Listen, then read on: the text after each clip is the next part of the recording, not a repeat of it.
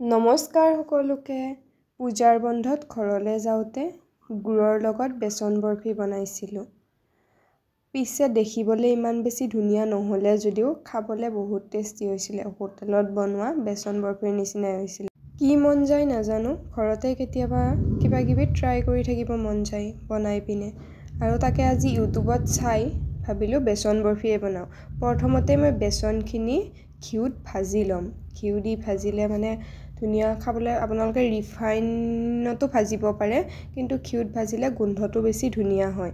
আৰু এয়া ধুনীয়াকৈ এইখিনি ভজা হোৱাৰ পাছত ইয়াত মই গুড়খিনি আগতে পানী দি পিনে গলাই থৈছিলোঁ, সেইখিনি এতিয়া ইয়াত দি দিম। আৰু মায়েও মোক পিছে হেল্প কৰি দিছে, ময়ে অকলে বনোৱা নাই। মই অকলে বনাব গ'লে অলপ খেলি মেলি হয় সেইকাৰণে। আৰু এয়া এতিয়া ধুনীয়াকৈ বেচন বৰফি হৈ গ'ল। আজিলৈ ভিডিঅ'টো ইমানেই আছিলে। কেনেকুৱা পালে